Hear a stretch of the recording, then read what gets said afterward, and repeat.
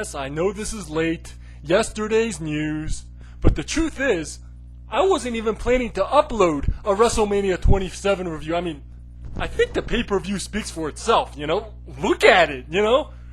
The fanboys can make all the excuses they want, but look at it! You know, still, a lot of viewers have been asking me, filling my inbox with requests that I make a boring match-by-match review. So here's a boring match-by-match review. Let's get this over with. Let's go! So, is Entertainia 27 the crappiest WrestleMania of all time? Some may say so, but I think we can all agree that it's at least a nominee. It can at least be nominated for crappiest WrestleMania.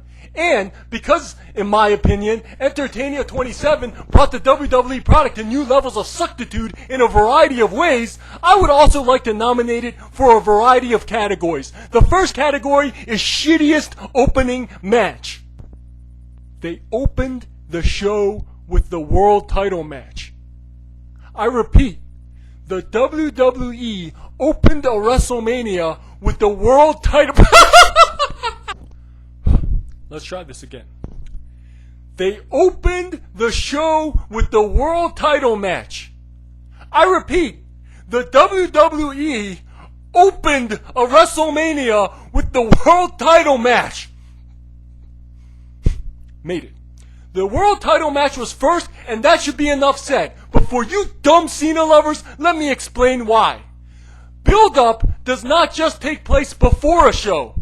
It also takes place during the show. That's why match order is so important. When you're waiting the whole show for Warrior versus Hogan, for Austin versus Rock, whatever, it's building up that anticipation. It makes the match feel more epic when it happens. Putting the world title match first is outrageous. It's disrespectful. Imagine if at WrestleMania 17 they made Austin versus Rock go out there first, right? It would deflate everything. By putting the world title match first, in my opinion, the WWE is basically saying to Edge, you don't matter, your world title ain't worth shit, and you're not worth anticipating. And so go out there and get it over with, right? So for its disrespect of the world title, for its disrespect of Edge as world champion, I nominate Edge versus Del Rio as the crappiest opening match in WrestleMania history. I was wondering how the world title match could take place before the U.S. title match, but it turned out the U.S. title match couldn't even make it on the air. Didn't the WWE just take the tag team title match off another recent WrestleMania? So that wasn't a fluke. They're just taking title matches off WrestleManias. The champions in the WWE are not stars. The main event is now Midcard, and the Midcard is now off the air. The lack of star power in the WWE has reached new levels of patheticness. Since when, in an era with real stars, does a promotion take its champions off the air? The fanboys should have nothing more to say. And another thing, Edge seriously needs to leave a shirt on when he wrestles, alright? Dude, this guy has no physique. He has no pecs. You know, it just curves straight down like a chicken breast. You know, it's like these scrawny arms and legs and like this plump KFC in the middle. You know, like, dude, you know, it's distracting. The next match was Rey Mysterio Jr. versus Cody Rhodes. Cody Rhodes decides to wear Lay Cool's outfit down to the ring. My nomination for lamest use of diva gear. Lay Cody with a Virgil mask. Rey Mysterio's outfit, however, was pretty good. I think that'll be remembered for WrestleManias to come. But regardless of that, why was this match on TV and not the U.S. title match? And on top of that, it felt like a Raw match, you know, with the heel stealing the victory and walking up the ramp, and now the feud continues? I thought this was WrestleMania. I thought WrestleMania is supposed to be the climax, the raging climax. There it is, WrestleMania, the raging climax. That didn't feel like a climax. That felt like more build-up. And after that was the Snoop Dogg segment, my nomination for crappiest, most useless backstage segment in WrestleMania history. Alright. Unless it's coming naturally from wrestlers, the WWE seriously needs to stop attempting humor. That American Idol thing was embarrassing. Alright? Zero entertainment value, unrelated to any match, no reason to exist. Generally, I do not mind celebrity wrestler interactions at WrestleMania. Bob Backlund playing chess with Jonathan Taylor Thomas at WrestleMania 11, you know, I like that. But this This was an embarrassment, a total embarrassment. The Rock Mae Young segment, on the other hand, was okay, if only because we got to see Rock Stone Cold one more time. But it was bittersweet. It was bittersweet.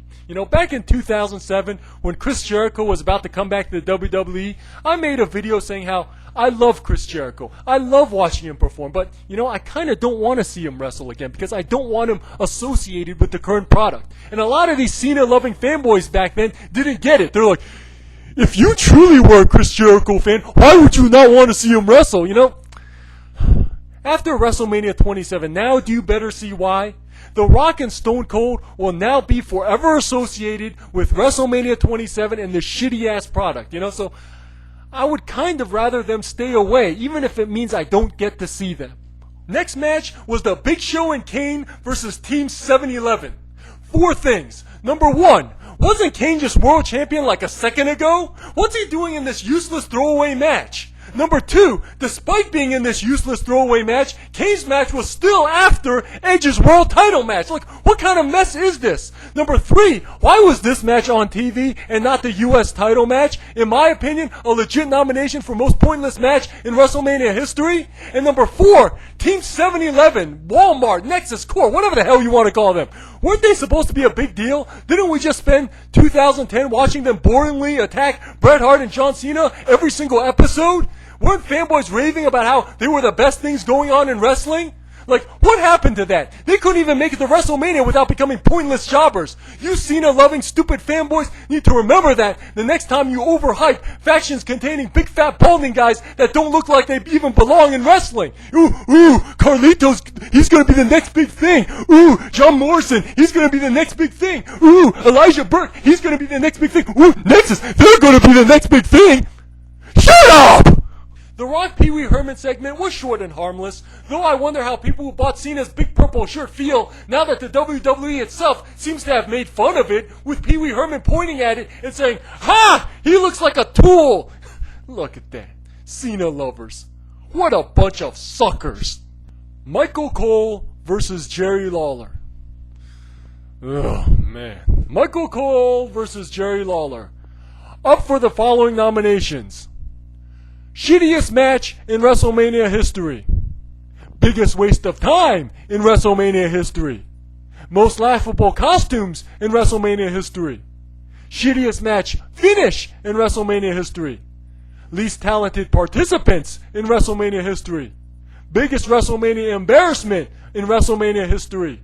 And most drawn out crap in WrestleMania history. Man, from the entrances to the Booker T stuff, this thing took forever. Just when you think Bret versus Vince dragged on, this takes the cake.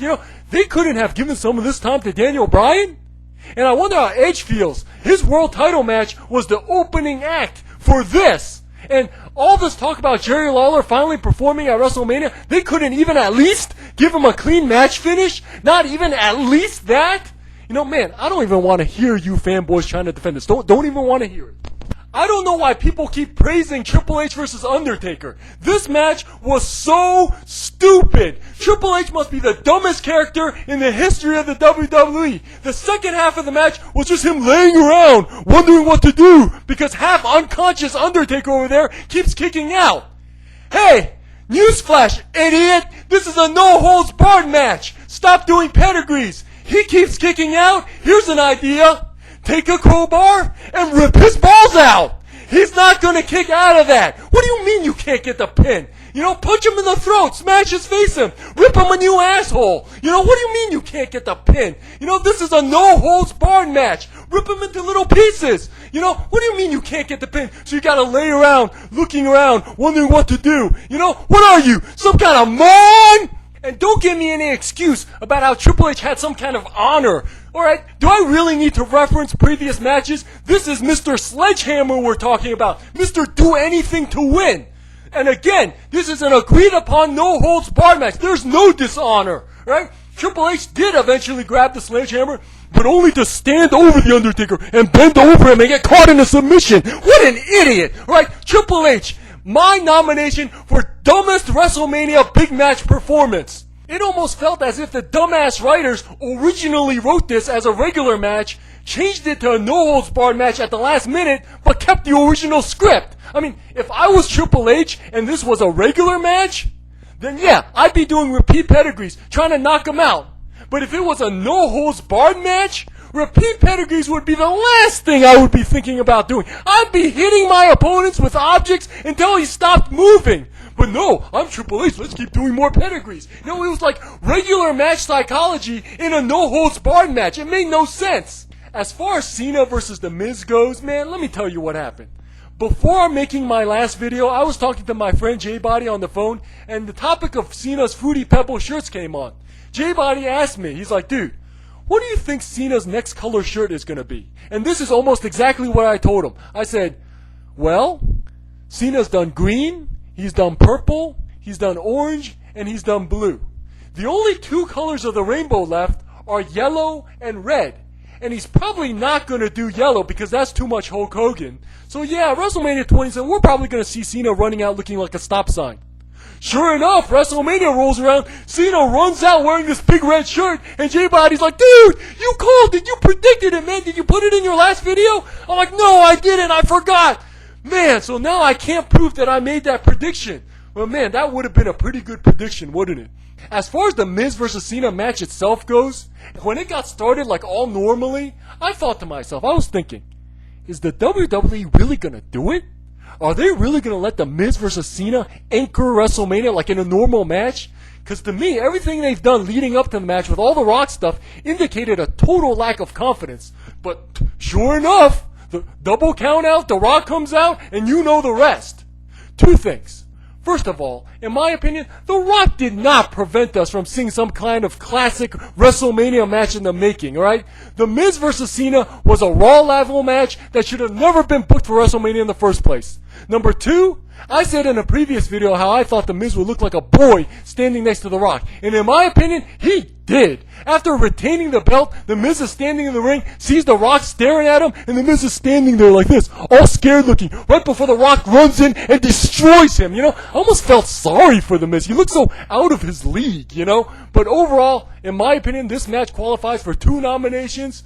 The crappiest WWE title match and the crappiest match to end the WrestleMania. So overall, as far as WrestleMania 27 goes, don't ever talk trash about WrestleMania 9 again. I take WrestleMania 9 over WrestleMania 27 any day. Even with Snooki doing the Hakushi thing. If you gave me a tape of WrestleMania 9 and 27, I would take WrestleMania 9. I would take Shawn Michaels versus Tatanka, Lex Luger versus Mr. Perfect, the Steiners versus the Head Shrinkers, and Bret Hart versus Yokozuna over this stuff I just went over. Right?